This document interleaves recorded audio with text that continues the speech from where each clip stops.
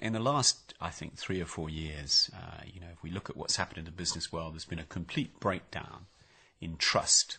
There's been a complete breakdown in trust in the operation of the capital markets, a complete breakdown in trust of chief executives and the way they operate.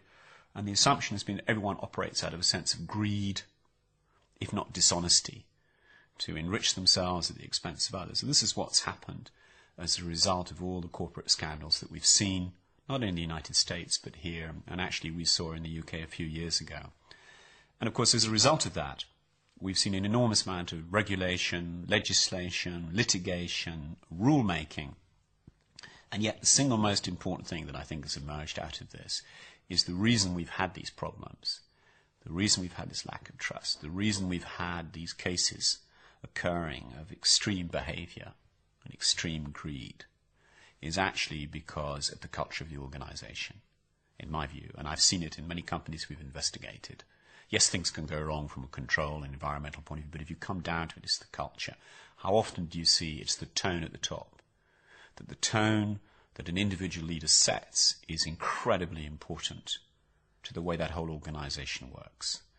And one of the things that we all need to understand when we take responsibility for public companies, whether we're advisors to them or auditors them or whether we're non-executive directors in them, is to really understand how important this issue is. Because if you don't have the right tone, if you don't have the right culture, it's amazing how even intelligent people will somehow become overwhelmed by that culture. And clearly that's the case in Enron, and clearly in the case in many other companies that you've seen, that the culture went wrong at the top. And I think this leads into real leadership by example, because I think one of the key things that leaders have to understand is they're very visible. Anything they do is really exaggerated in the communication of any company. So their attitude towards living what they say is very important. Their attitude towards the basic values. How do people behave with each other? What is the sense of integrity?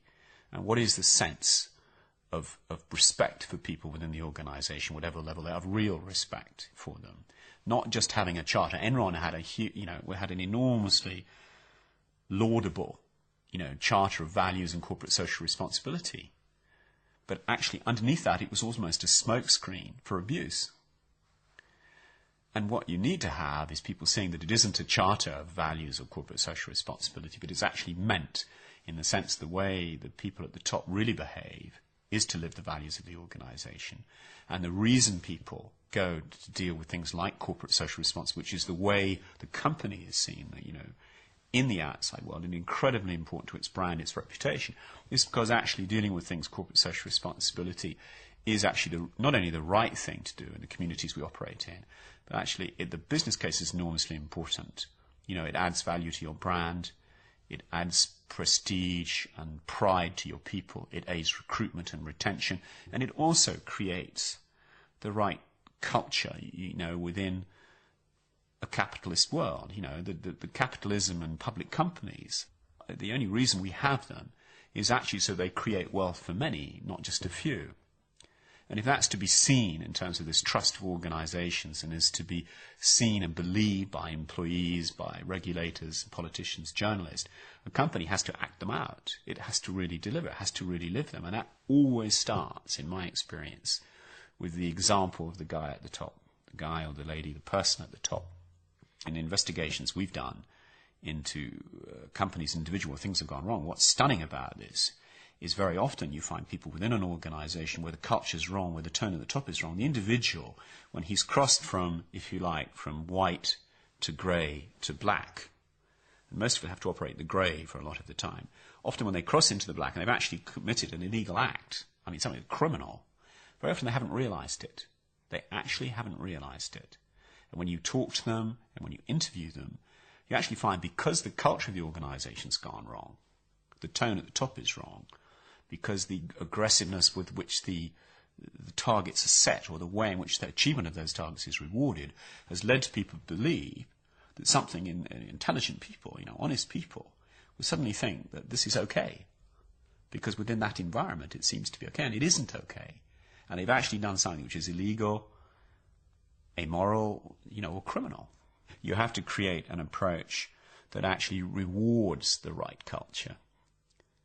you have to have some role models of people who are promoted, are seen to be the people who demonstrate those values, that integrity, that approach to people. And you have to be seen, frankly, to deal with people who, having been properly counselled or advised, who still do not adopt those values, however clever they might be, however technically brilliant they might be. If they're creating an environment where the culture is wrong, they're going to be a net deficit to the organisation. You need to seriously think about removing them, because it's like a cancer, and it creates an environment where people think that that's the way you have to be in order to survive or to succeed. And that's very damaging for an organisation. I'm not saying, obviously, that every case ends like Enron, but you see a lot of companies who fail, who become inefficient, where people become demotivated. And it's hard work in a large organisation. You have to work very hard at ensuring that people understand these values and the way they should operate. I think that the basic lesson here is there's a huge responsibility on any leader to set the right tone at the top, to live the values that the company espouses, and to really lead by example. O equilíbrio do clima no mundo inteiro depende deste lugar, a floresta amazônica. Por isso, o Banco do Planeta criou com o Estado do Amazonas a Fundação Amazonas Sustentável.